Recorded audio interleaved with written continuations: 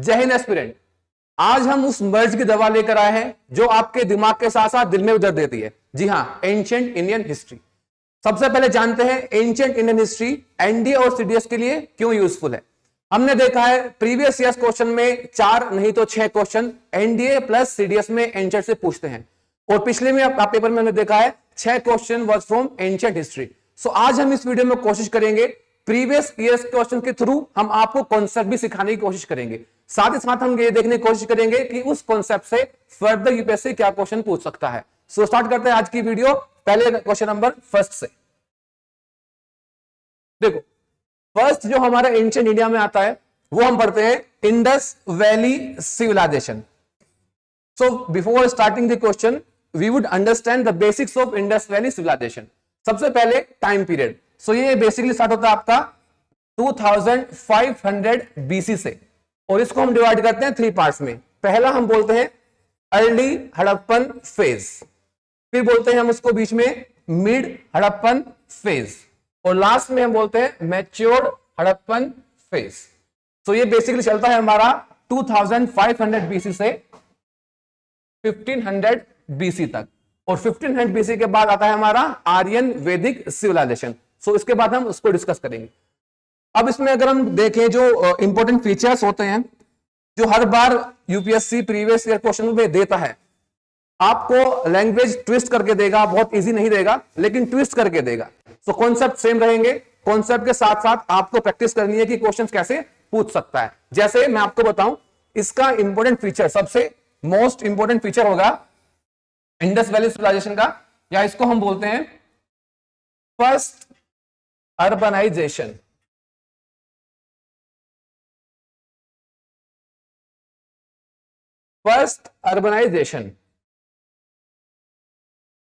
First urbanisation हम बोलते हैं इंडस वैली सिविलाइजेशन को। अब अगर बात आ गई अर्बनाइजेशन की, तो अर्बन मींस सिटी लाइफ, और आपको पता है सिटी लाइफ है तो आपके पास फैसिलिटीज भी होंगी। तो जहां पे फैसिलिटीज स्लैश एमिनिटीज हमें एक सिटी लाइफ की मिले, एक अर्बन इकोनॉमी मिले, एक वेल एस्टैब्लिश स्ट्रक्चर मिले, एक वेल एस्टैब्लिश आर्किटेक्चर मिले, उसको हम बोलेंगे अर्बनाइजेशन। और हमारा पहला urbanization Indus Valley civilization. Second चीज इसमें आपको याद रखनी है, कभी कभी यूपीएससी पूछता है कौन कौन से हमें मेटल इससे प्रोवाइड होते हैं। सो याद रखना, हमें बहुत सारे एलिमेंट मिलते हैं लेकिन आयरन हमें नहीं मिलेगा, याद रखिएगा। Iron was the only metal which we don't find in the Indus Valley civilization. ठीक है, तो आयरन आपको किसी भी तरह से पूछे कि आयरन सील नहीं होंगी, आयरन के उन्होंने कुछ लिखा होगा, आयरन के आर्कियोलॉजिकल एविडेंस हैं, आयरन के वेपन्स मिले हैं, आयरन के जिस्ट मिले हैं, आयरन मतलब नहीं है। आयरन का सबसे पहले डिस्कवरी होता है हमारा 1000 बीसी में, और अभी मैंने आपको बताया इसका टाइम पीरियड क्या है, 2000 बीसी से 1500 बीसी तक। सो आयरन तो यहाँ पे नहीं है, और आयरन नहीं है तो इंडस वैली सिविलाइजेशन में हमारा आयरन नहीं मिलता। आयरन मिलेगा हमें इंडस वैली सिविलाइजेशन के बाद, जब हमारा आएगा आर्यन पीरियड, उसको हम वैदिक पीरियड भी पढ़ते हैं।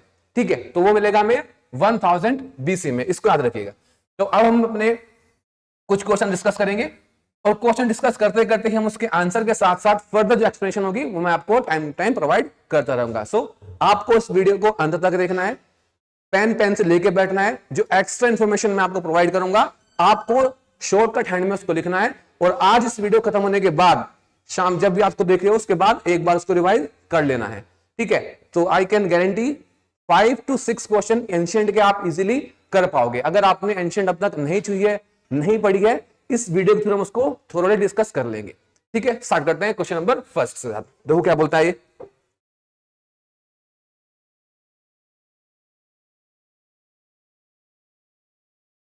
विच of the following throws light on Harappan culture. Harappan culture पे क्या चीज लाइट थ्रो करते हैं, किसके बाद हमें उसको एविडेंस मिलते हैं। तो देखो एग्जांपल पढ़ो उसके, archaeological excavation, the script on copper seat, rock addicts, all of the above. ये पूछना चाह रहा है कि किसके थ्रू हमने उसके बारे में जाना। अगर हम सिंधु घाटी सभ्यता के बारे में आज पढ़ पा रहे हैं तो हमारे पास सोर्स क्या था, तो एक ही सोर्स हमारे पास, दैट इज आर्कियोलॉजिकल एक्सकवेशन। जब हमने चीजों को एक्सकवेट किया, एक्सकवेट करने के बाद उनमें जो हमें जिस्ट मिली, हमने उसको फर्दर स्टडी किया, फर्दर उसको मैग्नीफाई किया, और तब हमें मिलता है आर्कियोलॉजिकल एक्सकवेशन, यानी कि हड़प्पन कल्चर के बारे में हम जानते हैं आर्कियोलॉजिकल एक्सकवेशन से। रोक एडिक्ट्स आपके इंपॉर्टेंट रहेंगे जब हम पढ़ेंगे अशोका। जब हम मोरिन पीरियड पढ़ेंगे तो हम देखेंगे रोक एडिक्ट्स बड़े इंपॉर्टेंट रोल प्ले करेंगे वहां पे। Second question, the Indus valley people had contacts with, that means हमारी जो इंडस वैली सिविलाइजेशन थी, क्या वो सिर्फ इंडिया तक समझ थी? नहीं, इंडिया के अलावा इंडिया से बाहर भी उसके कॉन्टैक्ट होते थे। वो थे हमारे trade relations, trade relations apart from Indus Valley civilization. ये पूछ रहा है कि which of the following Indus valley people had contact with which of the following civilizations. तो याद रखिएगा उसमें हमारे मेसोपोटामियंस। और ये हमें कहां से पता लगा है? क्योंकि हमारी एक साइट है गुजरात में पड़ती है लोथल, वहां से हमें क्या प्रोवाइड हुआ है? पोर्ट, बंदरगाह। जब हमने इसको एक्सकवेट किया, अभी लास्ट क्वेश्चन में हमने डिस्कस किया आर्कियोलॉजिकल एविडेंस, जब हमने इसको एक्सकवेट किया तो हमें कुछ सील्स या फिर कुछ कॉइन्स मिले जो कि बिलोंग करते थे आपके मेसोपोटामिया सभ्यता से। तो हम पता लगाएंगे लोथल हमारा एक ट्रेड रिलेशन पोर्ट हुआ करता था जिसके थ्रू हम सामान को एक्सपोर्ट और इंपोर्ट करते थे with the people of Mesopotamia. चलते हैं अपने नेक्स्ट क्वेश्चन पे। अब देखो इसमें आपको अगर मैं एक्सप्लेन ना करूं अभी और आपसे बोलूं कि इस क्वेश्चन का आंसर दो, सो 99.2% बच्चे फेल करेंगे। क्यों करेंगे? देखो क्योंकि आप चीजों को अच्छे से नहीं पढ़ोगे, बस एक फ्लो में एक भावना में बहकर इसका आंसर लगा दोगे जो आपका गलत हो जाएगा। ऐसा नहीं करना। सुनो, Lothal is connected as excavation site of the civilization. अभी क्योंकि मैंने आपको पिछले क्वेश्चन में बताया मेसोपोटामिया के बारे में और इसमें आप सीधा आंसर लगाओगे मेसोपोटामिया। नहीं भैया, रुको जरा, सब्र करो, क्वेश्चन को पढ़ो। क्वेश्चन पूछ क्या रहा है? क्वेश्चन पूछ रहा है लोथल इज कनेक्टेड, किससे संबंधित है? As excavation site of the civilization. तो इसका आंसर क्या निकलेगा? कौन सी सभ्यता से हमारा संबंधित है लोथल? तो वो है हमारा इंडस वैली सिविलाइजेशन। ठीक है, तो भावना में बह के आंसर नहीं लगाना है, चीजों को पढ़ना है, समझना है, तब उसको आपको अटेम्प्ट करना है। देखो नेक्स्ट क्वेश्चन में, the script of Indus Valley civilization was, बहुत इजी क्वेश्चन है, अनडेसिफर्ड। कई बार यूपीएससी पूछता है कि जो स्क्रिप्ट थी हमारी इंडस वैली सिविलाइजेशन की वो कैसी थी। हमने ये तो जाना कि स्क्रिप्ट है, लेकिन इस फॉर्म में स्क्रिप्ट है आपकी पिक्टोग्राफिक फॉर्म में।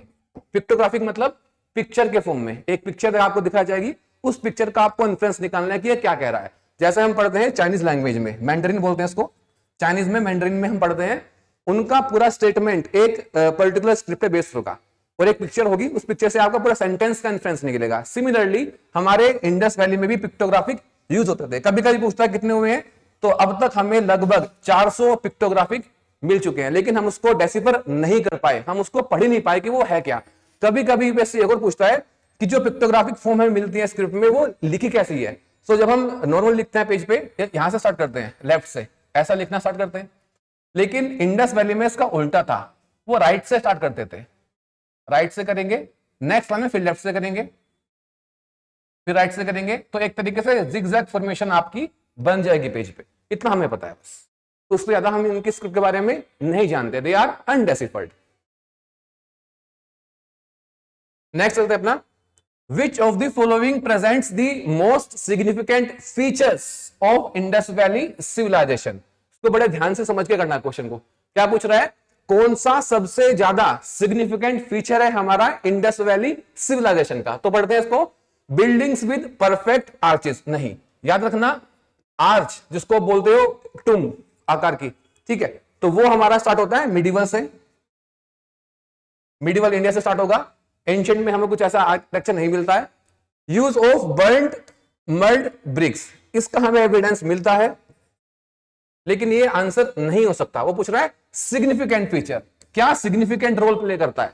तो वो उसका आंसर आपका होगा use of sun dried mud bricks. Use of sun dried mud bricks, जहां पे वो यूज करते थे अपने टॉयलेट वगैरह में, ठीक है, वहां पे इसको यूज करते थे use of sun dried mud bricks, क्योंकि उसमें आपका वाटर कंटेंट प्रिजर्व नहीं किया जा सकता, इसलिए आपका जो वॉशरूम की वॉल होंगी वो सीलन से बच जाएंगी। ठीक है, तो इसका सिग्निफिकेंट फीचर था।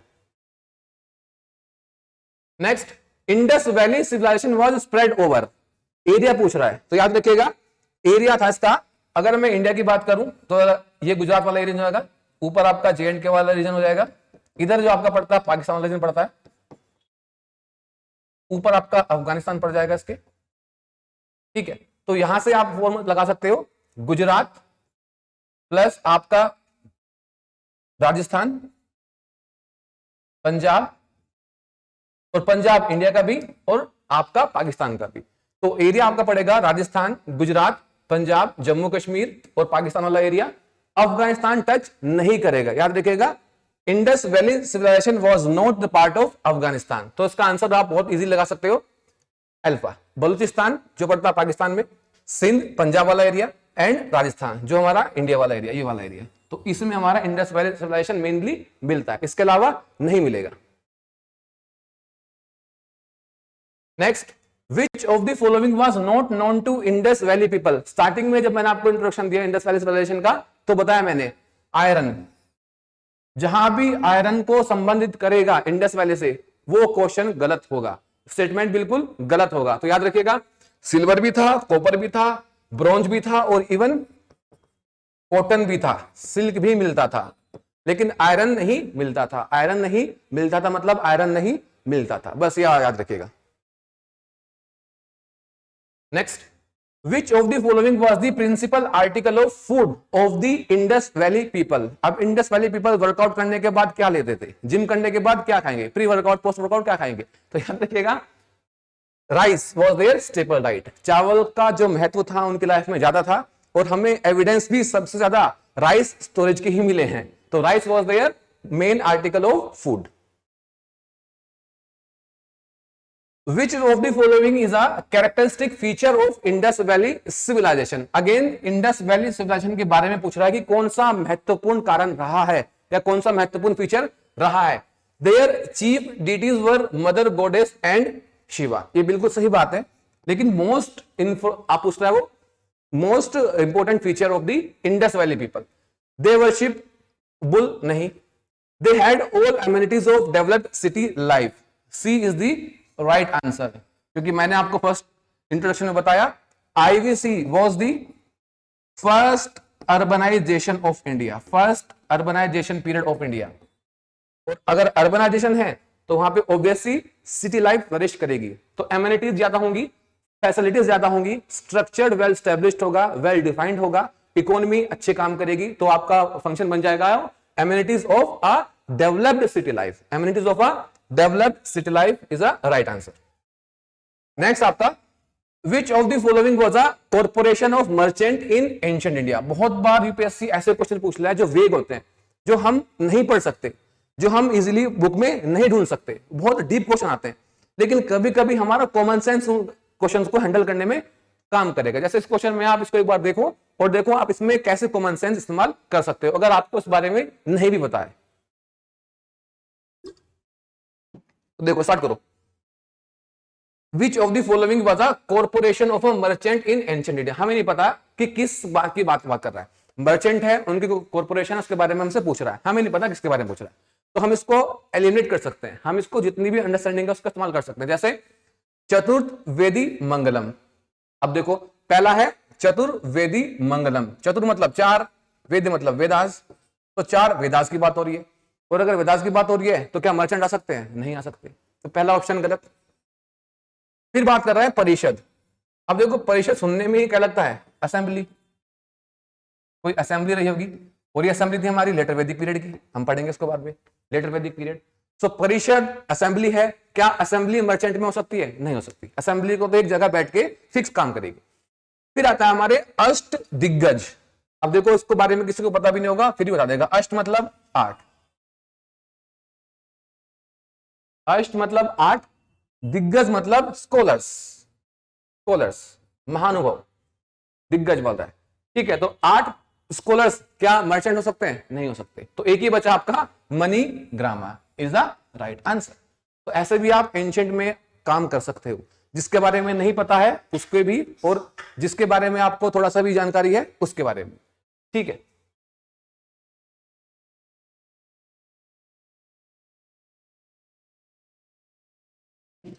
चलते हैं अपने नेक्स्ट क्वेश्चन पे। हाँ, ऐसे क्वेश्चन आपको बहुत बार देखने को मिलेंगे एंशिएंट में, जहां पे आपसे सीरीज पूछेगा या आपसे पूछेगा मैच दी फॉलोइंग। अब इनको भी करने का एक तरीका है, सभी के बारे में आपको नहीं पता होगा कि इसका मैच किसके साथ करना है, और सभी के बारे में आपको ऐसा भी नहीं होगा, थोड़ा बहुत आइडिया नहीं होगा कि इसके बारे में करना क्या है। सो अगर यहाँ पे आपको 4 ऑप्शन मिल रहे हैं तो 4 में लगभग 2 तो आपको पता होगा भैया इसका आंसर ये आएगा, तो आप फंसते हो 1-2 ऑप्शन में, बी हो या सी लगाओ। तो उसमें आपको क्या करना है, एलिमिनेशन मेथड यूज करना है। एलिमिनेट कैसे कर सकते हैं इसको, अब देखो लोथल के बारे में हम पढ़ चुके हैं कितनी बार कि लोथल क्या है, लोथल एक बंदरगाह है, डॉकयार्ड है। तो ए का तो मैंने लगा दिया 2 डॉकयार्ड। अब देखो किसके सामने, ए का सामने 2 लगा हुआ है, ए के सामने 1 लगा हुआ है, तो ये दो ऑप्शन तो आपके एनी विच वे एलिमिनेट हो गए। बचा आपका बी या डी, इन दोनों में से आपका एक ऑप्शन होगा। सो अब आगे चलते हैं। कलिबंगन, कलिबंगन क्या बोलता है, देखो कलिबंगन साइट में हमें क्या मिला है, कलिबंगन से हमें मिला है टेराकोटा रेप्लिका ऑफ, सॉरी कलिबंगन से हमें मिलता है प्लग फील्ड। प्लग फील्ड एक ऐसा खेत जो जुता हुआ था, उसमें हमें इंफॉर्मेशन मिली है कि यार ये फील्ड हमने प्लो किया, वहां पे हमें निशान मिले कि हाँ यहाँ पे हमने क्रॉप स्टैब्लिश करी थी। तो बी का 1 हो गया। अब देखो लेकिन यहाँ पे समस्या आ गई कि बी दोनों में है, ए का 2 दोनों में है, तो किसको एलिमिनेट करेंगे हम, एलिमिनेट कर सकते हैं हम धोलावीरा को, क्योंकि धोलावीरा से हमें मिल सकता है, धोलावीरा से हमें मिलेगा an inscription comprising 10 large size of the Harappan inscript. तो हमारा हो गया सी, तो right answer will be B, A का 2, बी का 1, सी का 4 एंड डी का 3। ऐसे आप ऑप्शन को एलिमिनेट करके क्वेश्चन सोल्व कर सकते हैं। फिर आपका पड़ता है which of the following characteristic characterize the people of Indus Valley civilization. उन लोगों के बारे में बताओ जो इंडस वैली में काम करते थे, उनकी क्या पहचान रही होगी। अब देखो उनकी social life, religious life and personal life. Option क्या बोलता है, they possessed great palaces and temple. जब हमने एक्सकेवेट किया हमें ऐसा कुछ नहीं मिला, पैलेसेस महल एंड टेम्पल। जब हमने एक्सकेवेट किया तो हमने पाया यार वहां पे कोई महल नहीं है, वहां पे कोई मंदिर नहीं है, वहां पे कोई प्रिस्ट नहीं है। तो कौन लोग हैं जो इतनी बड़ी सभ्यता को संभाल के रखे हुए हैं। ठीक है, तो बहुत लोगों ने, बहुत स्टूडेंट्स से अपने इन्फ्लुएंस दिए, अपनी अंडरस्टैंडिंग दी, अपने अपने पॉइंट ऑफ व्यू दिए। तो अब तक जो सबसे माना गया पॉइंट ऑफ व्यू है वो ये है कि पूरी लाइफ थी अर्बन इकोनॉमी बेस्ड, लेकिन first the urbanization of India. तो कौन उन लोग को रेगुलेट कर रहा है, कौन उन लोगों को आगे बढ़ा रहा है, तो यहां हमें बात आती है आपकी trade class community. Trading community जो थी वही पावरफुल थी, वही लोगों को रूल करती थी, वही लोगों को बताती थी कि आपको कैसी लाइफ जीनी है, आपको कैसे स्ट्रक्चर बनाने हैं, या कौन कौन चीजें आपको इस्तेमाल करनी है, कौन कौन सी नहीं करनी है। So they were under the influence of trade. आप पूछते हैं इसमें they worship both male and female deities. बिल्कुल सही बात है, क्योंकि हमें प्रोटो शिवा, शिव के जैसे भगवान मिले हैं, मूर्ति मिली है, साथ में हमें लिंग का एविडेंस भी मिला है, तो मेल को भी पूछ रहे हैं, और साथ ही हमें मिले हैं मदर गॉडेस की स्टैचू। दैट मीन्स क्या, that means they are worshipping both male and female deities. They employed horse drawn chariot in warfare. नहीं, option 3 is wrong.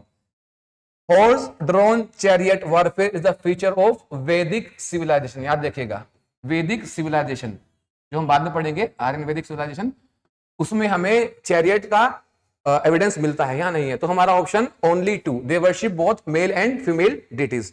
2 Bravo only is the right answer. Next question,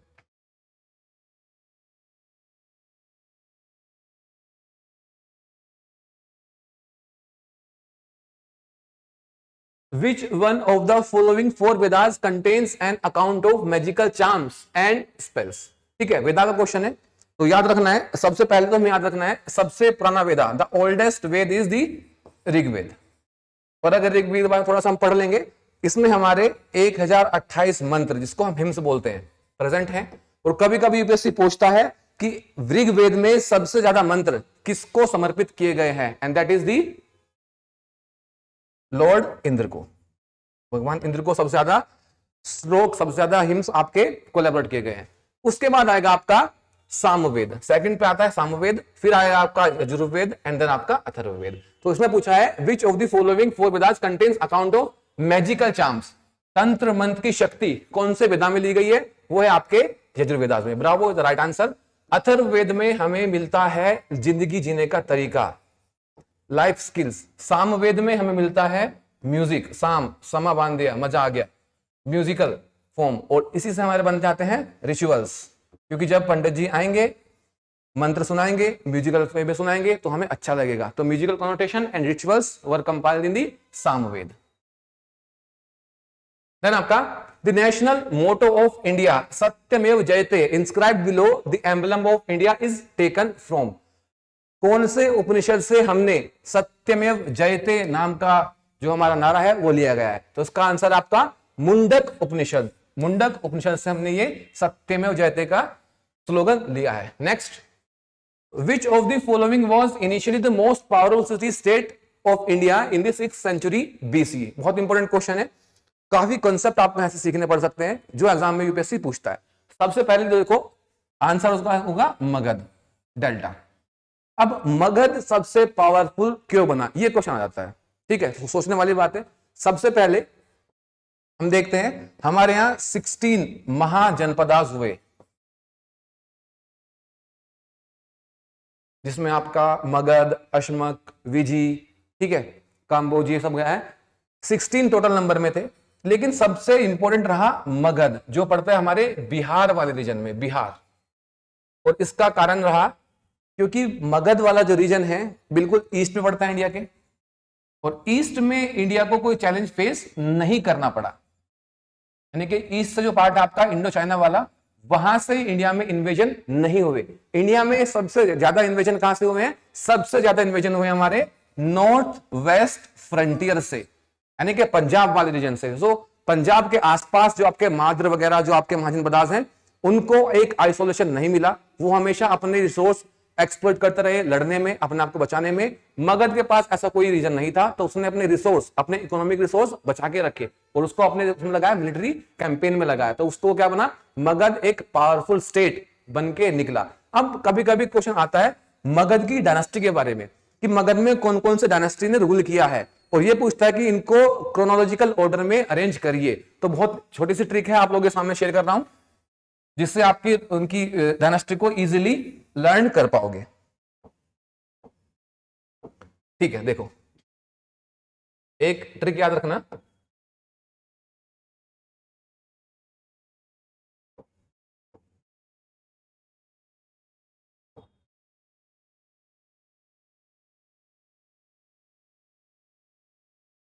हसीन माशूका।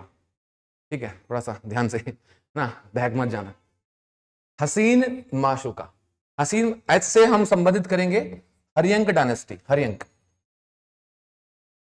Scene से आएगा आपका Shishunaga, Shishunaga dynasty. Haryanka के बाद शिशुनाग आई, उसके बाद जो आपकी एन होगा, एन से बनेगा आपका नंद डायनेस्टी, नंद। तो हसीन से बना आपका हरियंक, शिशुनाग, नंद डायनेस्टी। अब आएंगे आपके एमए पे मौर्यन डायनेस्टी। शू से बनेगा आपका शुंग डायनेस्टी, वो शिशुनाग है, ये शुंग है, कंफ्यूज नहीं होना। और के से आपका बन जाएगा लास्ट में कान्वा डायनेस्टी। तो हसीन माशूका बन जाएगा आपका Haryanka dynasty, Shishunaga dynasty, Nanda dynasty, Mauryan, Shunga dynasty and Kanva dynasty. So ये सीक्वेंस आपको याद करनी है, एग्जाम में कई बार क्वेश्चन पूछता है, कंफ्यूज नहीं होना है, अच्छे से करना है इसको। तो मगर उसका राइट आंसर था। चलते अपने नेक्स्ट क्वेश्चन पे। Which one of the following books of ancient India has the love story of the son of founder of Sung dynasty? जो भी हम पिछली पढ़ी ना, सुंग किसके बाद आई? देखो सुंग आएगी आपकी मौर्य के बाद। तो उसके बारे में आपको कहानी बता रहा हूं मैं।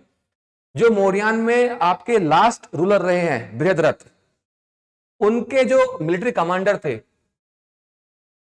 उन्होंने उनका मर्डर कर दिया, और मर्डर करने के बाद स्टार्ट की अपनी शुंग डायनेस्टी। तो मौर्य के बाद आएंगे आपके शुंग डायनेस्टी। तो उन्हीं के कमांडर थे मालविका अग्निमित्रा, मालविका अग्निमित्रा। मालविका उनकी गर्लफ्रेंड का नाम था, अग्निमित्र उनके लड़के का नाम था। सो अग्निमित्र और मालविका की जो लव स्टोरी है वो कंपाइल की गई इस पर्टिकुलर टाइम पे, और आपका राइट आंसर होगा मालविका अग्निमित्रा। चलते हैं नेक्स्ट क्वेश्चन पे। Megasthenes visited the court of, बड़ा सिंपल क्वेश्चन है, बहुत लोग इसको सही करके आएंगे, लेकिन आजकल का जो ट्रेंड है यूपीएससी में, एनडीए सीडीएस में पूछने का क्वेश्चन ये नहीं पूछेगा कि मेगास्थनीज विजिटेड द कोर्ट। आपको स्टेटमेंट देगा Megasthenes visited the court of Chandragupta Maurya, ये अपना आप लिख के देगा कि मौर्य के टाइम पे आया। अब आपने तो इतना डर रखा है, इससे आगे तो आपने कुछ पता नहीं है, तो इससे आगे आपको समझ के जाना है। नेक्स्ट स्टेटमेंट में लेगा कि इंडिका नाम की किताब उसने लिखी है, बताओ उसमें क्या लिखा हुआ है। ऐसे क्वेश्चन आ रहे हैं आजकल।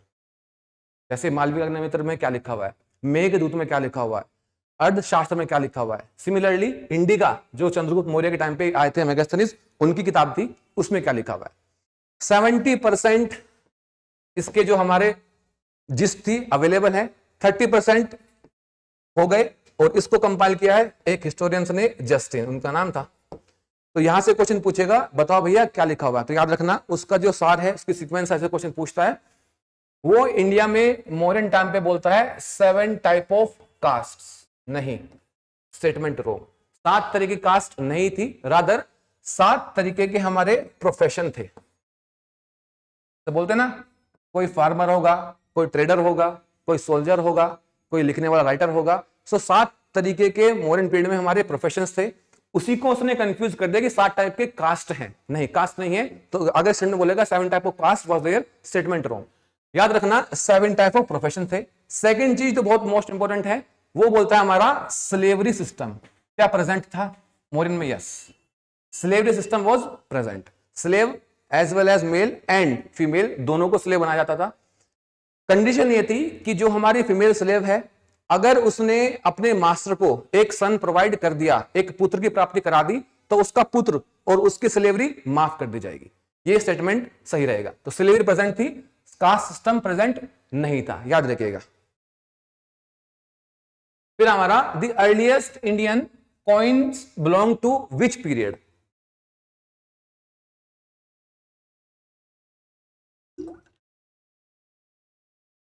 अब अगर बात आती है कॉइन्स की, कॉइन्स को लेकर भी यूपीएससी कई बार क्वेश्चन पूछता है, तो इसी क्वेश्चन में हम कॉइन्स के बारे में डिस्कशन कर लेंगे। जैसे मैंने बताया था कि हमें प्रीवियस ईयर देखना है और उसके रिलेटेड जो हमारा कॉन्सेप्ट है उसको सीखना है, क्योंकि भविष्य में अगर यूपीएससी कुछ पूछेगा तो यहीं से कुछ पूछ लेगा।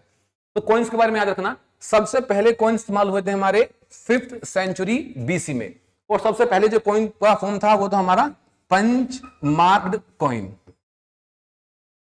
पंच मार्क कॉइन यानी कि एक आपने मेटल लिया, उस मेटल को पंच कर दिया पर्टिकुलर सीक्वेंस में, तो वो बन गए हमारे पंच मार्क कॉइन्स। सेकंड जो क्वेश्चन पूछता है गोल्ड कॉइन के बारे में पूछता है। तो गोल्ड कॉइन्स सबसे पहले इश्यू किए गए थे हमारे यहां इंडो ग्रीक्स के थ्रू। इंडो ग्रीक्स आए, अलेक्जेंडर वगैरह, उन्होंने सबसे पहले इंडिया में गोल्ड कॉइन इश्यू करे। फिर कभी कभी पूछता है कि यार सबसे अच्छी प्योरेस्ट क्वालिटी के गोल्ड कॉइन्स किसने इश्यू किए, यानी कि सबसे प्योरेस्ट फॉर्म के गोल्ड कॉइन, वो क्या आपके कुशांस ने, वो भी ग्रीक्स थे, इंडो ग्रीक्स थे, सेंट्रल एशिया की तरफ से आए थे। कुशांस ने सबसे प्योर क्वालिटी के, इसको बोलते हैं 24 कैरेट खरा सोना, तो 24 कैरेट खरा सोना इस्तेमाल किया कुशांस ने। फिर कभी कभी पूछता है कि सबसे ज्यादा नंबर में गोल्ड कॉइन किसने यूज किए, सबसे ज्यादा नंबर में, तो उसमें आप याद रखना गुप्ताज ने। गुप्ताज के पीरियड पे गोल्ड कॉइन सबसे ज्यादा नंबर में इश्यू किए गए। पहले कौन लेकर आया, ग्रीक्स। प्योर क्वालिटी कौन लेकर आया, कुशांस। सबसे ज्यादा किसने किए, गुप्ताज ने। सबसे पहले गोल्ड कॉइन, सबसे पहले coins 5th century BC, punchmark coins, याद रखिएगा।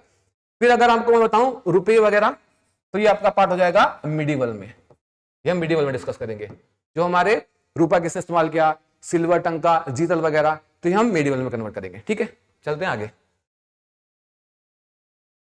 The name by which Ashoka is generally referred to his inscription is, ये पूछ रहा है जो अशोका के एडिक्ट्स हैं, पिलर्स वगैरह हैं, उनमें अशोका का नाम किससे संबंधित किया गया है, तो वह आपका देवनाम प्रियदर्शी, याद रखिएगा, देवनाम प्रियदर्शी। सेकंड क्वेश्चन आपका इसमें, Ashoka annexed Kalinga to the Mauryan empire, Kalinga control the land and sea route to South India. ये पूछ रहा है, आप सभी ने देखा होगा कलिंग का वॉर हुआ था, कलिंग के वॉर में क्या क्या चीजें हुई और कलिंग वॉर हुआ क्यों, क्यों उसने कलिंग को कैप्चर करने की कोशिश करी। तो याद रखिएगा ये हमारा इंडिया अगर वेस्ट में है ऐसे, तो कलिंग हमारा पड़ता है उड़ीसा वाला पार्ट, ये वाला पार्ट। अब यहां पे ऊपर मगध है, मगध के साथ साथ उसने ये वाला एरिया पे कैप्चर किया हुआ है, इधर भी है, इसके ऊपर वाला एरिया भी है, यहां भी है। तो कहने का मतलब ऑलमोस्ट एंटायर इंडिया उसने कैप्चर किया हुआ है मौर्यास ने। बचा कौन सा एरिया आपका, कलिंग वॉर। अब कलिंग वॉर करने की आवश्यकता क्यों पड़ी, just because Ashoka wanted to have control over the South East Asia. उसको एक सी रूट मिल जाएगा जो पड़ता है हमारा पारादीप पोर्ट, आज के नाम से जाना जाता है, उड़ीसा में, वो वाला एरिया उसको चाहिए था बेसिकली। तो उसने कलिंग पे वॉरवेज किया, वॉरवेज करने के बाद उसने एक्सेस लिया सी रूट का, साउथ ईस्ट एशिया में पहुंचने का, ठीक है। और इसी के बाद ऐसा बोला जाता है कि कलिंग वॉर होने के बाद ही अशोका ने अपने आप को कन्वर्ट कर लिया था बुद्धिज्म में, नॉट बिकॉज कि उसने बहुत बड़ा काम कर लिया था, जस्ट बिकॉज वो चाहता था कि आज के टाइम पे इंडिया में रिवोल्ट ना हो, क्योंकि entire subcontinent was under the control of Ashoka. So he initiated the peaceful policy of peace and annexation. उसने बोला कि यार मेरा रत्न परिवर्तन हो चुका है, अब मैं आगे कोई भी वायलेंस नहीं करूंगा, ठीक है। तो बुद्धिज्म में कन्वर्ट हो गया और यहां से उसने पीसफुल पॉलिसी का इस्तेमाल किया लोगों को समझाने के लिए, ठीक है। तो साउथ ईस्ट एशिया में रीच करने के लिए उसने एनेक्स किया था आपका कलिंग। तो आंसर हो जाएगा आपका both A and R true, but I is the correct explanation of A, alpha is the right answer. Next, the last Mauryan ruler Brihadratha was assassinated by his commander in chief Pushyamitra Sunga. बिल्कुल सही है, समझा तो बेचा। सुंग डायनेस्टी के पुष्यमित्र सुंग थे कमांडर, उन्होंने क्या किया, बृहद्रथ का मर्डर कर दिया, और मर्डर करने के बाद मौर्यास को खत्म कर दिया, और मौर्यास के बाद आपके शुंग डायनेस्टी स्टार्ट हो गई। तो आपका अल्फा स्टेटमेंट 1 सही है। सेकंड, द लास्ट सुंग king Devabhuti was assassinated by his ब्राह्मण मिनिस्टर वासुदेव कानवा who usurped the throne। देखो बिल्कुल सही बात है, जो हमने सीरीज पढ़ी, शुंग के बाद कौन आए, कानवा। तो जो आपने उनके साथ किया वो अगले वाले आपके साथ करेंगे, और आप जो करोगे आने वाले आपके साथ भी ऐसे ही करेंगे। तो जो बोवत है सुखोवत है, जो कावत है सुखावत है, ये वाला काम हो जाएगा आपका। जैसा आपने काम किया वैसे ही आपको क्या होगा, उसका आंसर मिल गया। The last ruler of the Kanva dynasty was deposed by Andhra's. Andhra's का हम पढ़ते हैं सतवाहनास के टाइम पे, सतवाहनास, ठीक है। इनका भी एक गजब का रोल रहा है एंशिएंट हिस्ट्री में, ठीक है। तो सतवाहनास ने उनको क्या किया, खत्म कर दिया। तो आपके 1, 2 एंड 3 तीनों ऑप्शन करेक्ट हैं। चलते हैं अपने नेक्स्ट क्वेश्चन पे। विद रेफरेंस टू गिल्ड शेरनी of ancient India that played a very important role in the country's economy, which of the following statement is are correct। ये पूछ रहा है शेरनी एक गिल्ड सिस्टम था, उसके बारे में कौन से ऑप्शन सही है, कौन से ऑप्शन सही नहीं है, ठीक है। ये हमें देखना है। देखो, every guild was registered with the central authority of state and the king was the chief administrative authority on them। थोड़ा सा सीखो, गिल्ड शेरनी थी क्या, एक नया कॉन्सेप्ट आपके सामने आया, गिल्ड सिस्टम, शेरनी सिस्टम। सो हमारे लेटर वैदिक पीरियड के बाद जो हम पढ़ते हैं एंशिएंट इंडिया में, वो पढ़ते हैं हम 6th सेंचुरी बीसी का पीरियड, या फिर इसको हम बोलते हैं महाजनपदास का पीरियड। उस महाजनपदास में क्या हुआ, इकोनॉमी ने अच्छा काम किया। अब इकोनॉमी ने अच्छा काम किया तो लोगों के पास पैसा आएगा, पैसा आएगा तो हमारा ट्रेड, हमारा प्रोफेशन और डेवलप करेगा। तो लोग क्या करेंगे, अपने आप को यूनाइट करने के लिए एक अलग अलग गिल्ड, या फिर अलग अलग मैं बोलूं एक तरीके से यूनियन, जो आज के टाइम बोलते हैं ना यूनियन, संगठन, वो बनाने का काम करेंगे। अब उस संगठन के बारे में बताया गया कि संगठन कैसे बनेगा और संगठन की महत्वता, यूटिलिटी क्या होगी, सिग्निफिकेंट फीचर क्या होगा। तो पहला जो बोल रहा है, पहला ये बोल रहा है कि every guild was registered with the central authority. जो भी एनजीओ, जो भी संगठन आप बनाओगे, आपको उसका रजिस्ट्रेशन कराना पड़ेगा, आपको उसको पंजीकृत कराना पड़ेगा। बिल्कुल सही बात है, आज भी होता है। अगर आप कोई संगठन, अगर आप कोई एनजीओ, कोई भी चीज बना रहे हो, तो उसको पहली बार जाके आपको ऑफिस में या जो भी आपकी अथॉरिटी है कंसर्न, उसके सामने जाके आपको उसको पंजीकृत रजिस्टर कराना पड़ेगा। बिल्कुल सही बात है। लेकिन जो आपको बाद में बोलता है वो गलत है। The state and the king was the chief administrative authority on them. नहीं सर, अगर कोई एनजीओ बना रहे हो, अगर कोई सेल्फ हेल्प ग्रुप बना रहे हो, अगर कोई आप संस्था बना रहे हो, अगर कोई यूनियन आप बना रहे हो, तो वो अपने भले के लिए बना रहे हो, अपने लोगों के लिए बना रहे हो। और अगर आप अपने लोगों के लिए काम करना चाहते हो, उनके बेनिफिट के लिए काम करना चाहते हो, तो सरकार उसमें इंटरफेयर नहीं कर सकती। अगर इंटरफेयर करेगी तो संस्था बनाने की जरूरत क्या है, फिर तो सरकार के अंडर काम कर लो, ठीक है, जो आप बोलोगे वैसा काम कर लो। तो अपनी गिल्ड शेरनी बनाने के लिए इंपॉर्टेंट है आप उसकी रेगुलेशन, आप उनके रूल्स, आप उनकी सभी चीजें खुद ही हैंडल करो। सो अगर इसमें आपका लास्ट वाला ऑप्शन ये ना होता तो ये ऑप्शन सही होता, बट ये क्या बोल रहा है, state and the king was the chief administrative authority on them, तो ये आपका ऑप्शन गलत हो जाता है इस वजह से। अब आगे तो क्या बोलता है, the wages rules of work standards and prices were fixed by the guild. बिल्कुल सही बात है, अगर आप संस्था बना रहे हो, अगर कोई यूनियन बना रहे हो, तो उसके रूल्स रेगुलेशन भी आप ही फिक्स करोगे। The guild had judicial power over its own member, बिल्कुल सही बात है। अगर आपके गिल्ड में, अगर आपकी यूनियन में किसी ने कुछ गलत काम किया है, तो आपके पास जुडिशियल पावर भी है उसको रिप्रिमांड करने की, ठीक है, उसको सजा देने की। सो मेरे अकॉर्डिंग 2 और 3 ऑप्शन सही है, तो आपका आंसर हो जाएगा 4D, ठीक है। So that is how you have to handle the ancient Indian part.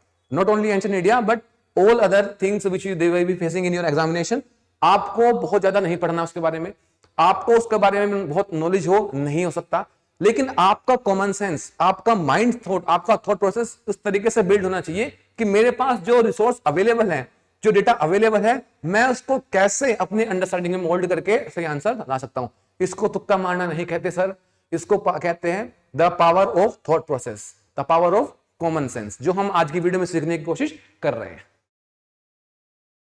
Next, who among the following rules advise his subjects through this inscription, whosoever praises his religious sect or blames other sects out of excessive devotion to his own sect with the view of glorifying his own sect, he rather injures his own sect very severely. ये पूछ रहा है भैया, ये इतनी बड़ी जो आपकी भाषण था, ये किसने दिया? तो क्या समझे इससे? वो व्यक्ति जो अपने धर्म को श्रेष्ठ मानता है, वो व्यक्ति जो दूसरे के धर्म को नीचे दिखाता है, वो व्यक्ति दूसरे धर्म को नीचे दिखाकर अपने धर्म को भी नीचे दिखाने का काम कर रहा है, ये बात कहना चाह रहे हैं। और ये कौन कह रहा है? एक ही इंसान हो सकता है, द ग्रेट अशोका। बोल रहा है कि सभी रिलीजन अच्छे हैं, सभी रिलीजन का सम्मान करो, सभी रिलीजियस लोगों का सम्मान करो, सभी जेंडर का सम्मान करो, छोटे लोगों पे हंसी मत उड़ाओ, बड़े लोगों का साथ में गुलामी मत करो, ये बोलना चाह रहा है। और उसको मैं अगर कट छोट करूं, यही क्या थी? यही थी अशोका की धम्म पॉलिसी, धम्म पॉलिसी। अपासियाने, बहुगयाने, माधवे साधवे चा, हमेशा लोगों का परोपकार करो, फोर्स कम यूज करो, हमेशा मीठी बोली बोलो, अपने बड़ों का आदर करो, अपने बड़ों का सत्कार करो, छोटों का प्यार करो। Dhamma policy, live and let live, ठीक है। तो हमें इसी पॉलिसी को फॉलो करना है, तभी हम एक अच्छे नागरिक बन पाएंगे। एक अच्छे देश के नागरिक की पहचान होती है कि वो रूल्स एंड रेगुलेशन को कितना सीरियसली लेता है, और साथ ही साथ उनको फॉलो करते हुए अपने छोटों को भी उसको आगे बढ़ने के प्रेरित करता है, और बड़ों का आदर करके अपने व्यक्तित्व को निखारता है, ठीक है। तो ये शपथ हमें लेनी है, एक अच्छा नागरिक बन के लोगों को दिखाना है, ठीक है। चलते हैं अपने नेक्स्ट क्वेश्चन पे। अब देखो, ऐसे क्वेश्चन भी यूपीएससी बहुत पूछता है ईयर से रिलेटेड, ठीक है। और अगर आपको सभी के बारे में भी नहीं पता है, तो कैसे हम इसको इस्तेमाल करके एलिमिनेट करके अपना सही आंसर ला सकते हैं।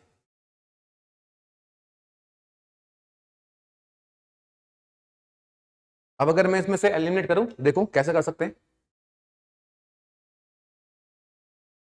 लेट्स से मुझे इसमें से कुछ नहीं पता, शाका नहीं पता, गुप्ता नहीं पता, विक्रम नहीं पता, लेकिन एक पता होगा, और वो है हमारे कली है, जिसको बोलते हैं कलियुग।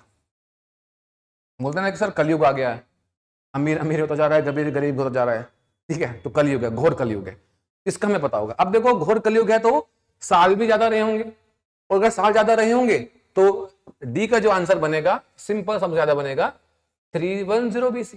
अब देखो डी के सामने 1 कहां पे है, या तो इसमें है या इसमें है, तो ये तो हो सकता, ये गए, ठीक है। इनमें से आपके 2 ऑप्शन तो हमने पहले ही निकाल दिए, बचा कौन सा? डेल्टा या फिर अल्फा। इसको हम थोड़ा सा और पढ़ लेते हैं। अब हमें पता होगा यार, शाका एरा और विक्रम एरा, इनके बाद आती है हमारी गुप्ता एरा। तो गुप्ता बाद में आई होगी, पहले आए होंगे। तो गुप्ता का अगर मैं सही ऑप्शन लगाऊं तो ये बन जाएगा आपका 320 AD। 2 मेरे पास ऑप्शन आ गए। अब देखो सी के 2 इनमें है, ये मैंने पहले एलिमिनेट कर लिया है, तो ये तो हो सकता आपका, मान जाएगा आपका आंसर डेल्टा, ठीक है। चलते अपने नेक्स्ट क्वेश्चन पे। क्या बोलता है? The origin of feudal system in ancient India can be traced to military campaign। सबसे पहले हमें याद करना है, ये नया वर्ड हमारे सामने आया है, फ्यूडल सिस्टम। इसको हिंदी में बोलते हैं सामंतवादी विचारधारा। अब ये क्या है?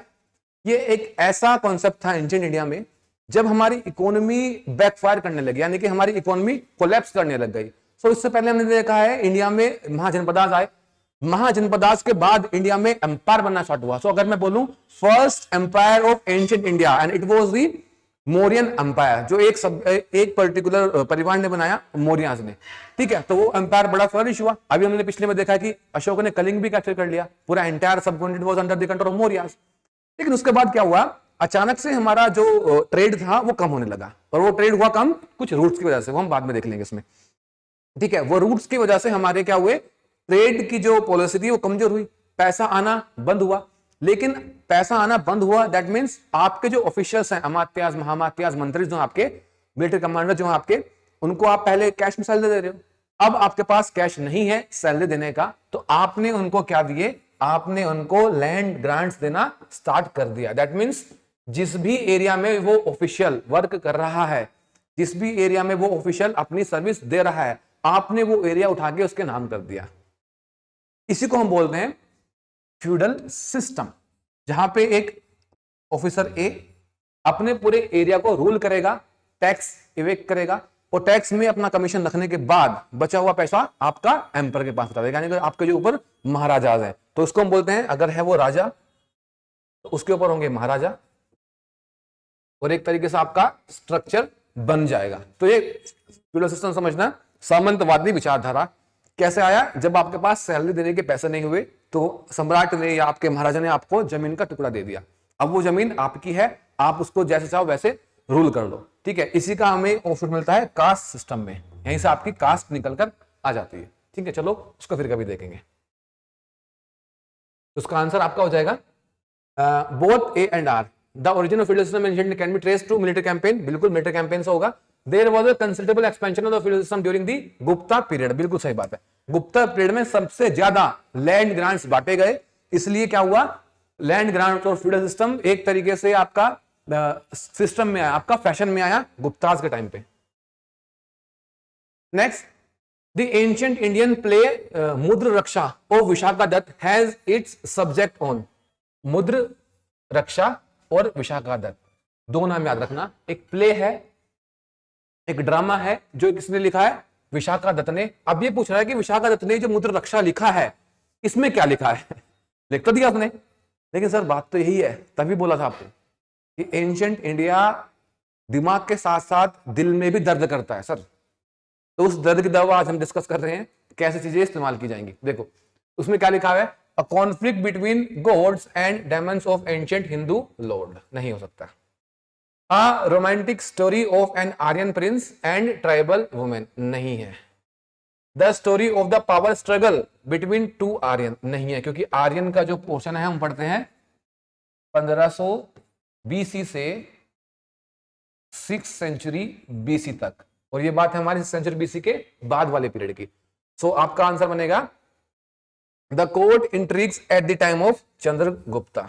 तो याद रखिएगा, चंद्रगुप्ता और जो उनके नंद डायनेस्टी के लास्ट रूलर थे महानंद, उसके बारे में लिखा हुआ है, ठीक है। तो याद रखिएगा, मुद्र रक्षा विशाखादत्त किसके बारे में, चंद्रगुप्त और नंद डायनेस्टी के महापद्मनंद के बारे में, सॉरी धनानंद के बारे में, Dhanananda, correction, Dhanananda. Which one of the Chola king conquered Ceylon. Ceylon पहले पूछ लेगा किसका पुराना नाम है, श्रीलंका का नाम है भैया, न्यूज में है श्रीलंका, हो सकता है एंशिएंट में भी, यही यूपीएससी की खास बात है, न्यूज में कुछ भी हो यूपीएससी के लिए क्वेश्चन बन जाएगा। तो श्रीलंका न्यूज में था, सेलोन का पुराना नाम क्या है पूछ लेगा। किसने किया था आपका, ये आप याद रखेगा, Rajaraja first, bravo is the right answer, Rajaraja first. Next question, Hoysala monuments are found in. Hoysala monument है, हमें कहां मिलता है, तो आंसर इसका सिंपल, हेलेबिद एंड बेल्लूर, कर्नाटका में। Next, Who among the following laid the foundation of Rashtrakuta empire. Rashtrakuta आपके सतवाहनास के नीचे यहां पड़ते थे इधर, ठीक है, डेक्कन वाले एरिया में, तो उसका याद रखेगा Dantidurga, Dantidurga is the right answer. What is or the common to the two historical places known as Ajanta and Mahabalipuram. दो की बात की है, महाबलीपुरम की और अजंता के बारे में बात की है, तो इनके बारे में क्या चीज फेमस है और क्या सिमिलरिटी है वो हम डिस्कस करेंगे। जैसा है, both were build at the same period, देखते हैं, both belong to the same religious denomination, नहीं, एक बुद्धिज्म जैनिज्म को फॉलो करती है, महाबलीपुरम ब्राह्मणिज्म हिंदुइज्म को फॉलो करता है। तो ये आपका ऑप्शन गलत। Both have rock cut monument, both were built in the same period, नहीं, ये पहले बनी है आपकी, ये बाद में बनी है, तो सेम पीरियड की नहीं हो सकती। Both have rock cut monument, हाँ ये आंसर सही है, Bravo. Both have rock cut monuments, यानी कि दोनों को बनाने के लिए पत्थरों को काटना पड़ा, ये आपका आंसर सही है।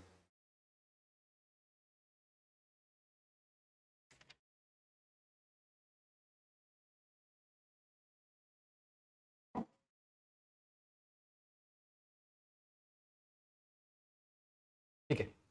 According to Portuguese writer Nunes, the women in Vijayanagar Empire were expert in which of the following areas? Vijayanagara empire के बारे में पढ़ लेना भैया, बहुत इंपॉर्टेंट चैप्टर है, यूपीएससी की नजर रहती है, हर बार क्वेश्चन देता है, एनसीईआरटी से इसको रिवाइज कर लेना। Themes in Indian history second part, please उसको रिवाइज कर लेना। इसका आंसर देखते हैं।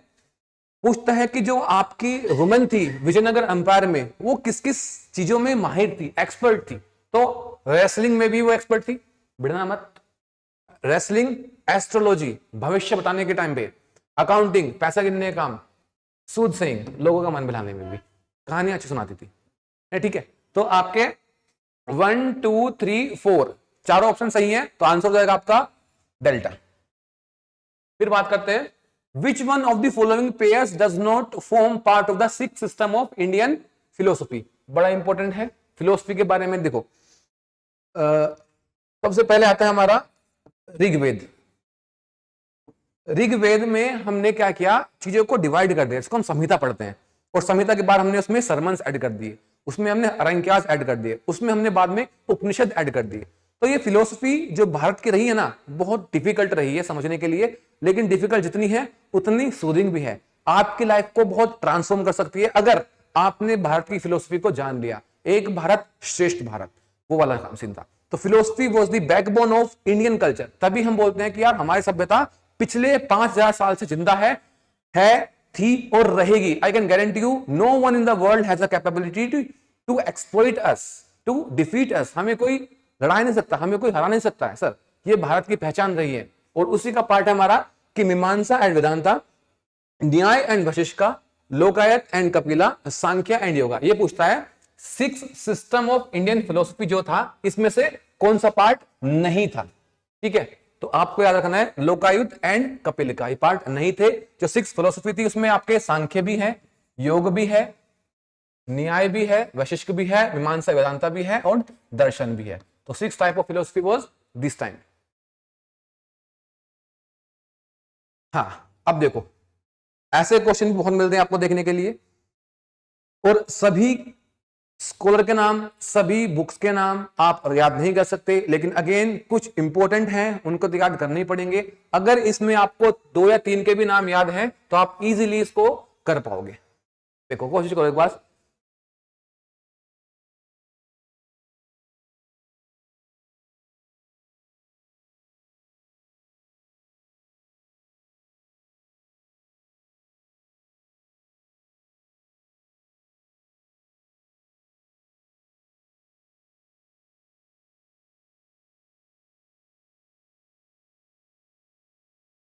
वाराहमीर के बारे में अगर हम पढ़ते हैं तो वाराहमीर ने किताब लिखी है बृहद संहिता। तो ए का 3 बिल्कुल सही आंसर पड़ेगा मेरा। तो 2 ऑप्शन तो आपके रह गए, 2 ऑप्शन आपके निकल गए। इसमें से भी विशाखा दत्त हम पहले पढ़ चुके हैं। विशाखा दत्त ने लिखी है देवी चंद्र गुप्तम। कौन सी लिखी है? देवी चंद्र गुप्तम। तो एक और आपका ऑप्शन सही हो जाएगा इसमें, देवी चंद्र गुप्तम का। फिर हम देखते हैं शूद्रक। शूद्रक ने कौन सी किताब लिखी है हमारी? मृच कटिकम। ये भी एक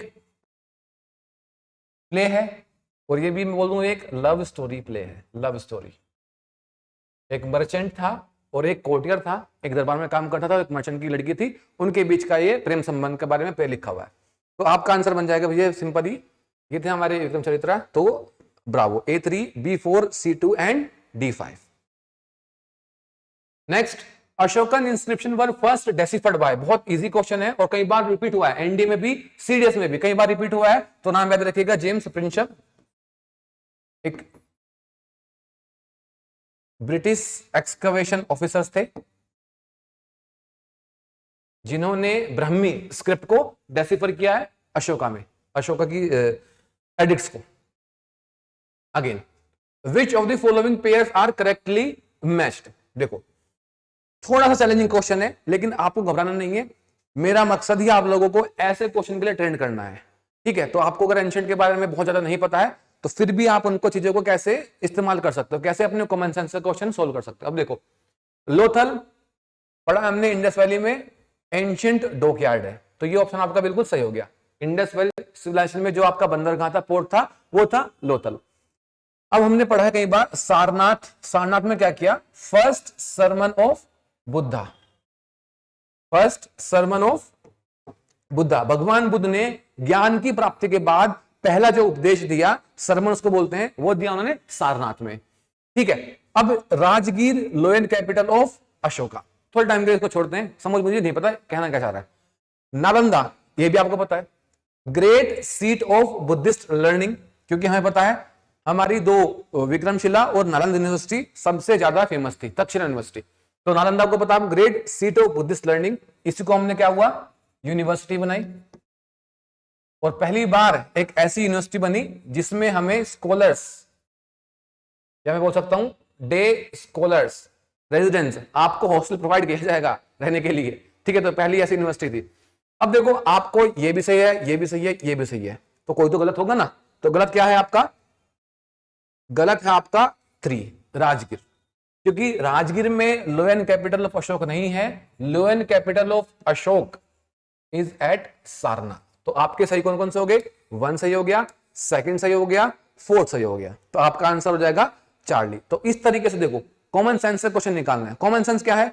लोथल है, लोथल था हमारा इंडस वैली का, तो ये बिल्कुल सही हो गया हमारे सामने। नालंदा, सबने सुना यूनिवर्सिटी है, यूनिवर्सिटी है तो कुछ पढ़ाई लिखाई का काम हो रहा होगा। तो यहाँ पर देखो, great seat of Buddhist learning, learn कहां करते हैं? स्कूल में, कॉलेज में, इंस्टीट्यूट में या फिर यूनिवर्सिटी में, तो ये भी सही हो गया। हमें पता है फर्स्ट सरमन बुद्ध ने दिया था आपका सारनाथ में, लेकिन हमें ये नहीं पता था कि यार जो राजगीर है, आपकी लोएन कैपिटल है, वो राजगीर में नहीं सारनाथ में है। तो आपका 1st, 2nd, 4th तो सही हो गया, 3rd गलत हो गया, तो आपका इजीली आंसर आ गया। तो आपको एग्जाम में ऑप्शन से खेलना आना चाहिए, ठीक है, लेकिन खेलना भी बड़े रिस्क पे। ऐसा ना हो कि आपके साथ में यूपीएससी खेला करते यूपीएससी खेल जाए आप लोगों के साथ, ऐसा नहीं करना है। खेलना है लेकिन कैलकुलेटेड रिस्क लेके, और वो रिस्क कब लिया जाएगा? जब आपका माइंड, आपका मेंटल स्टेटस, आपका थॉट प्रोसेस आपके अंडर रहेगा, ना कि माइंड आपको बोले। आप बोलो माइंड को कि ऐसा करना है, ठीक है। I hope you are getting my point. Next question में चलते हैं अपने। According to Ashoka's edict, social harmony among the people was more important than religious devotion. बिल्कुल सही बात है, ये तो धर्म पॉलिसी बताई मैंने आपको कि किसी भी धर्म को नीचे नहीं दिखाना है, अपने धर्म को सबसे ऊपर नहीं दिखाना है। तो क्या बोल रहा है? सोशल हार्मनी, भाईचारा। क्योंकि किसी भी देश में या किसी भी फैमिली में या किसी भी समाज में लोग तब तक डेवलप नहीं कर पाएंगे जब तक वो अपने डिस्प्यूट्स को सोल्व नहीं करते। And this was the condition during the time of Ashoka. Buddhist, Brahmins and Jainism, in 3 धर्मों के बीच डिस्प्यूट्स थे। तो अशोक ने क्या पॉलिसी लगाई? धम्म पॉलिसी, कि भैया कुछ पॉजिटिव इसमें होंगे, कुछ नेगेटिव इसमें होंगे, कुछ पॉजिटिव पॉइंट इसमें होंगे, कुछ नेगेटिव होंगे, कुछ पॉजिटिव कुछ नेगेटिव। तो क्यों ना मैं नेगेटिव को अवॉइड करूं, नेगेटिविटी को अवॉइड करूं और पॉजिटिविटी को अपहेल्ड करूं। तो उसने क्या किया? सभी धर्मों को मिला के जो पॉजिटिविटी थी वो दे दी। किसमें दे दी? धम्म पॉलिसी में दे दी।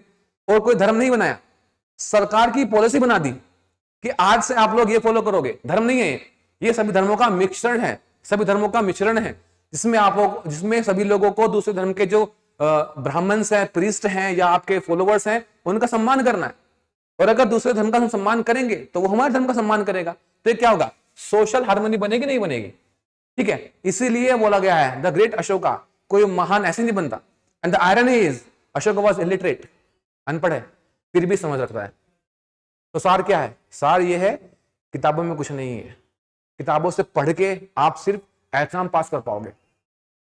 एक पर्सनैलिटी, एक सिटीजनशिप अगर आपको चाहिए, एक सिटीजन अच्छा बनना है देश का, तो पढ़ने के साथ साथ समझ होनी जरूरी है, अंडरस्टैंडिंग होनी जरूरी है। और हिस्ट्री, जो कि बहुत लोग अंडर एस्टिमेट करते हैं, हिस्ट्री को नहीं करना चाहिए। हिस्ट्री हमें यही सिखाती है सर कि एक अनपढ़ इंसान भी अंडरस्टैंडिंग रखने के साथ विजडम अटेन कर सकता है।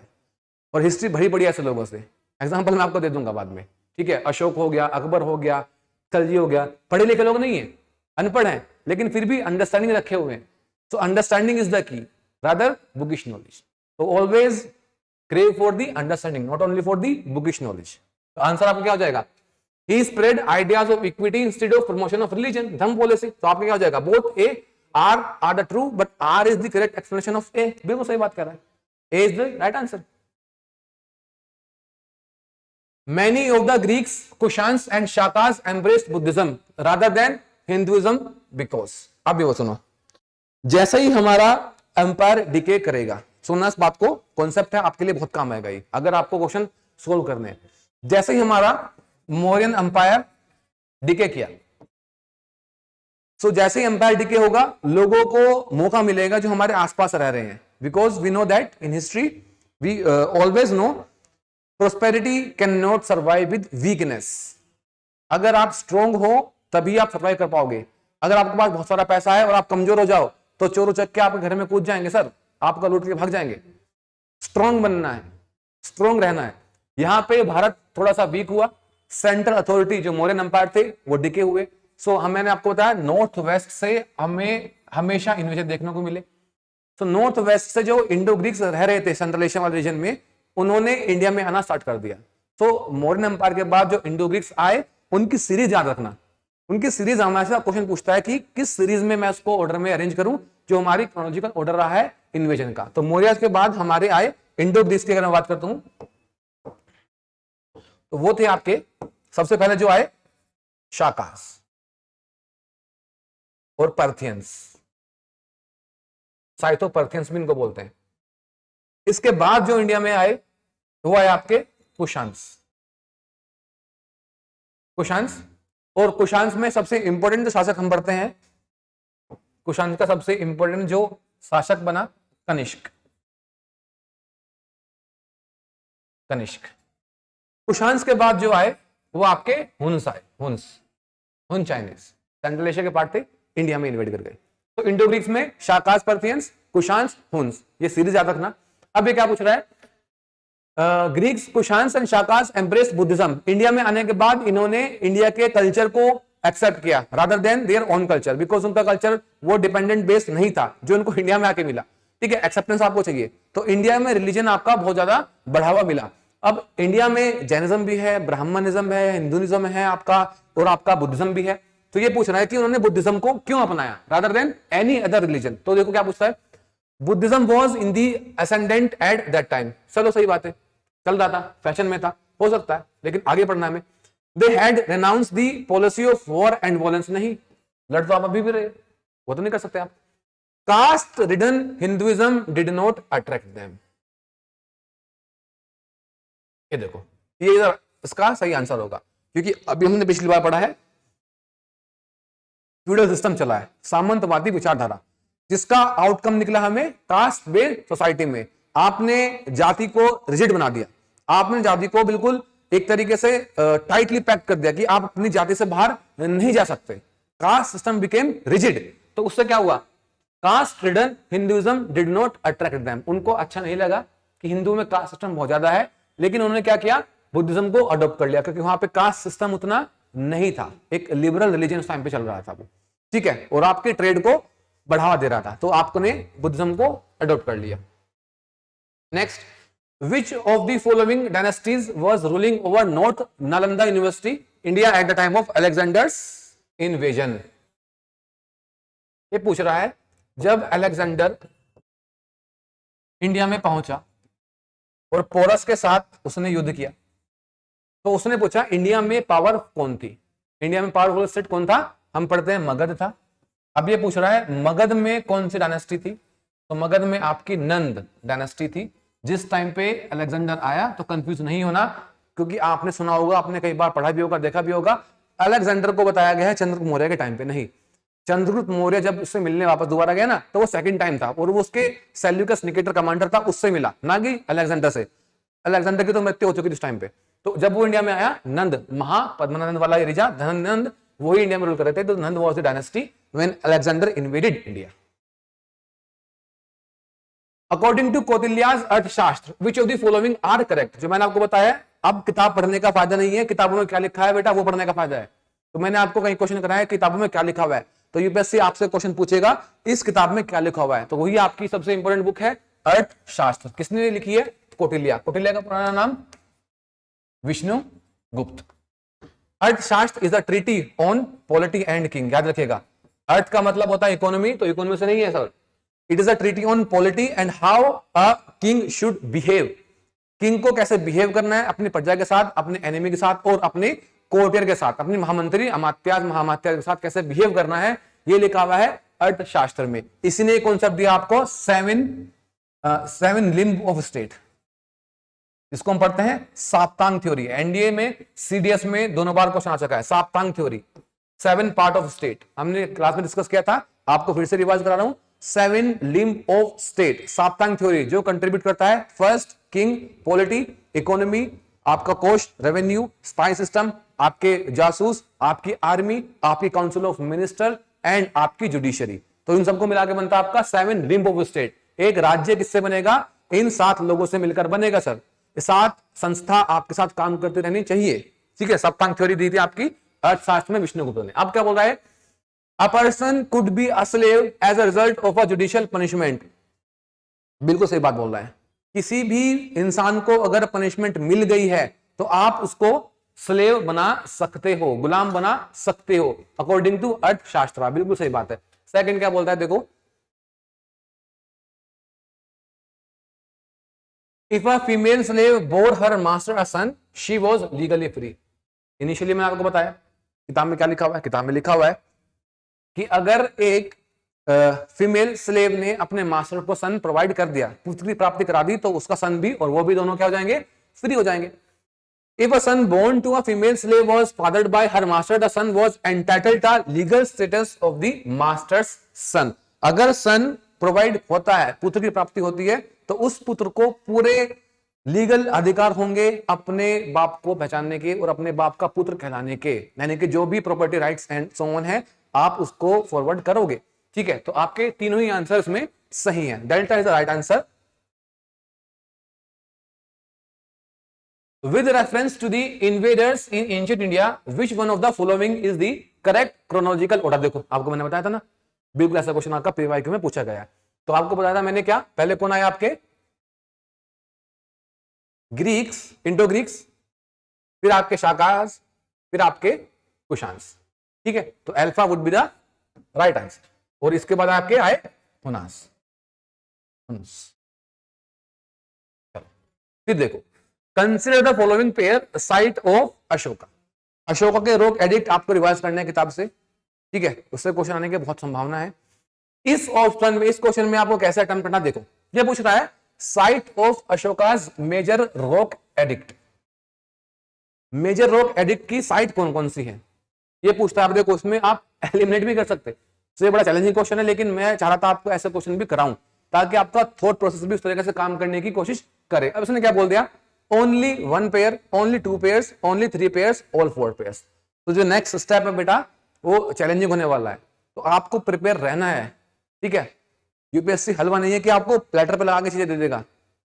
दे विल जज you, they will guide you, they will ruin you, they will screw you, they will do anything, ठीक है। अब देखो ये पूछ रहा है कौन से पेयर सही होंगे, इनको पढ़ो, इनका आंसर लिखो। अब बोलेगा कि इनमें से, अब मैच तो कर नहीं सकता मैं, और ए का 2 बी का 3 ऐसे करके तो कर नहीं सकता क्योंकि ऑप्शन ही नहीं ऐसे।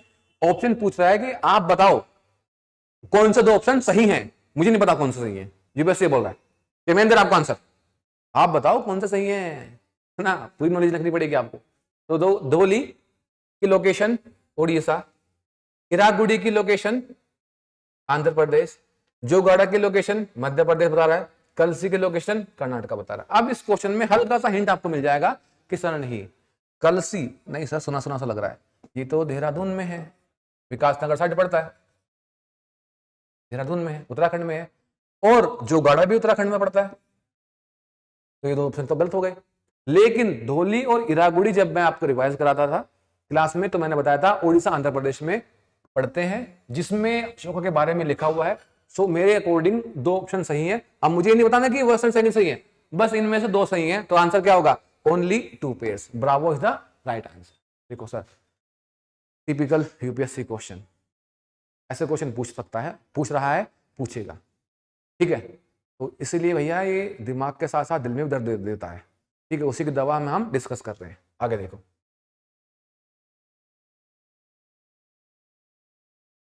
With reference to force labour vishti, याद रखिएगा फोर्स लेबर विष्टि गुप्ता में चलती थी।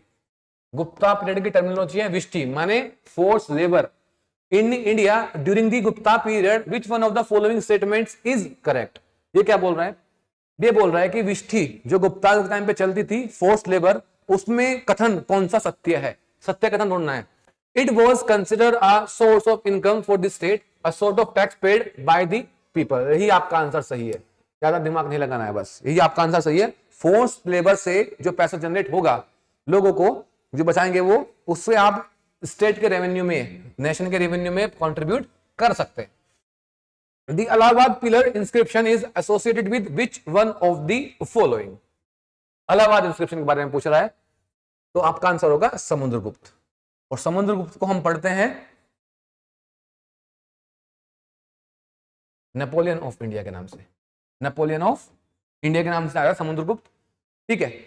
अब ये नेपोलियन ऑफ इंडिया के नाम से क्यों जाना जाता है? क्योंकि अपने टाइम पे सबसे ज्यादा मिलिट्री कैंपेन करने वाला राजा था समुद्रगुप्त, और कैंपेन करने के बाद कब्जा भी करता था सर, छोड़ता नहीं था लोगों को। इसलिए इसने इलाहाबाद में अपना प्रयाग प्रशस्ति के नाम से एक गिल्ड बना रखा है, स्तंभ बना रखा है, कैंपेन।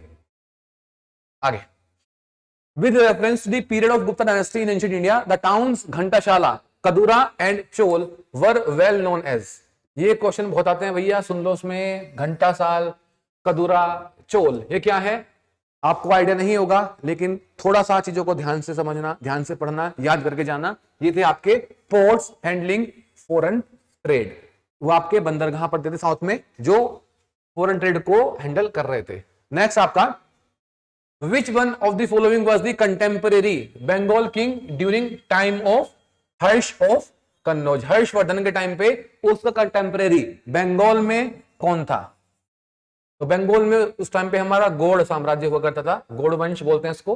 गौड़ ब्राह्मण, गौड़ वंश का एक leader Shashank was the right answer. Shashank आपका कंटेम्परेरी है हर्षवर्धन के, बंगाल वाले एरिया में जहां पे गौड़ डायनेस्टी रूल कर रही है। हर्षवर्धन रूल कर रहे हैं आपके कन्नौज में, मिडिल ऑफ द इंडिया में। The following persons came to India at one time or another। Challenging question है, लेकिन बहुत प्यारा क्वेश्चन है, बहुत आराम से आप इसको सोल्व कर लोगे। सोल्व करने का तरीका देखो, ऑप्शन कौन कौन से हैं, कौन कौन से ऑप्शन के ऑर्डर दिए हुए हैं, और आप अपना कॉमन सेंस कहां इस्तेमाल कर सकते हो। आपने सबके बारे में नहीं पढ़ा होगा, लेकिन किसी के बारे में तो पढ़ा होगा। जैसा हमने मेगास्थनीज के बारे में तो सबने पढ़ा होगा। कब आया था? मौर्याज में आया था,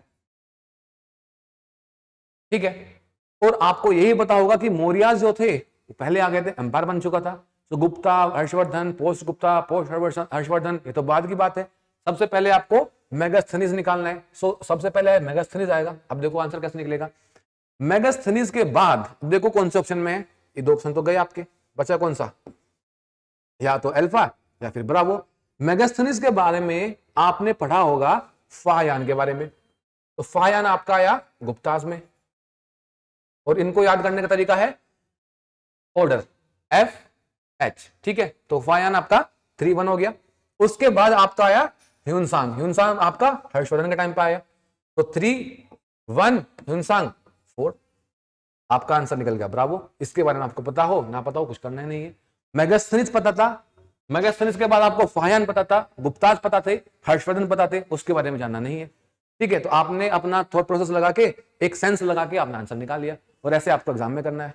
आगे चलते हैं। Harshvardhan convent the Prayag assembly. अब देखो थोड़ा सा टेक्सचुअल क्वेश्चन है, लेकिन समझना है।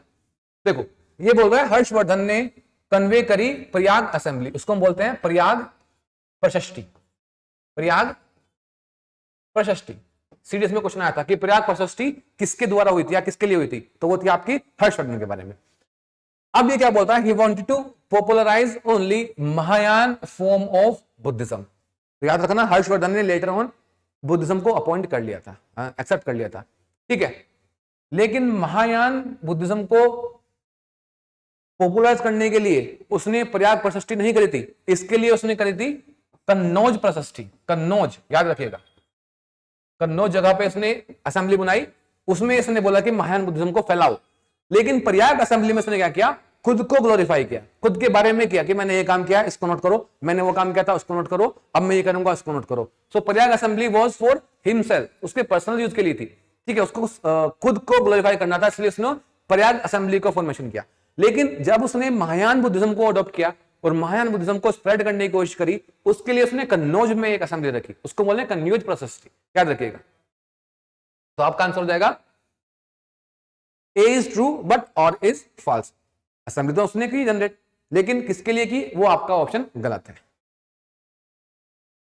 नेक्स्ट आपका emperor Harsha's southward march was stopped by the on the Narmada river. तो ये थे आपके पुलकिशन सेकंड, पुष्यभूति डायनेस्टी के थे आपके पुलकिशन सेकंड ने उसको हरा दिया था।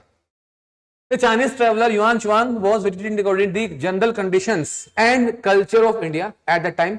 In this context, which of the following statement is are correct? ये बोल रहा है जब आपके ह्यूनजांग हर्षवर्धन पीरियड में आए तो उन्होंने क्या पाया, समाज कैसा है, आपकी पॉलिटिकल कंडीशन कैसी है, लॉ एंड ऑर्डर कैसा है, ट्रेड कैसा है, आपकी सिक्योरिटी एंड पीस कैसी है, तो उसके बारे में जानकारी है। याद रखिएगा हर्षवर्धन में क्वेश्चन पूछ सकता है ऐसे, जैसे उसने पहले बोला the roads and river routes were completely immune from robbery. नहीं भाई, लूटपाट बहुत होती थी क्योंकि इकोनॉमी डाउन कर रही थी। जैसे ही इकोनॉमी डाउन करेगी, चोर उचक्के अपना काम खेल खेलेंगे।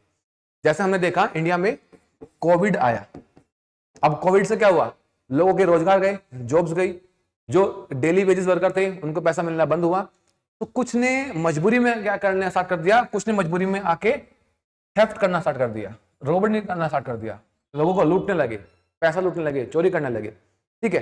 तो ऐसे ही यहाँ पे इकोनॉमी अच्छी नहीं है, इकोनॉमी अच्छी नहीं है तो क्या हुआ, आपके रोबर क्लास उसको यूज करेंगे और यूज करने के बाद आपका पैसा, आपका सामान, आपके चीजें लूटना स्टार्ट कर देंगे। As regards punishment for offences, ordeals by fire, water and poison were the instrument for determining the innocence or guilt of a person। यानी कि जो आप पनिशमेंट दोगे, अब सही बात है, ऐसी सिचुएशन में आपके लॉ एंड ऑर्डर का भय लोगों को दिखाना पड़ेगा, पनिशमेंट भी सीवियर होंगी।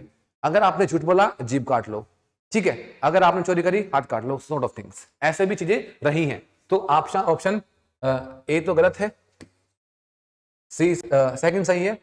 The tradesmen had to pay duties at ferries and barrier station। बिल्कुल सही बात है, जब पैसा नहीं है तो आप लोगों से टैक्स भी कलेक्ट करने की कोशिश करोगे ताकि आपका रेवेन्यू जनरेट हो सके। सो 2 and the third option। Moving to the last question of today's series, who was the famous Deccan Hindu king whose fleet crossed the Bay of Bengal with an army and conquered number of states in Sumatra, Java, Malaysia। ये बोल रहा है कौन सा ऐसा राज्य है जिसने इंडिया से बाहर जाकर भी जावा, सुमात्रा, इंडोनेशिया, बाली वगैरह में अपना साम्राज्य स्थापित किया। तो आपका एक ही राजा है, राजेंद्र चोल फर्स्ट, जिसने पहले सेलोन श्रीलंका को कैप्चर किया और उसके बाद से इसने अपना ईस्ट में मूवमेंट किए और ईस्ट में मूवमेंट करने के बाद सुमात्रा, जावा, मलेशिया में भी अपना आधिपत्य, डोमिनेशन स्थापित कर लिया, ठीक है। So these were the 50 most important questions which I tried to discuss with you.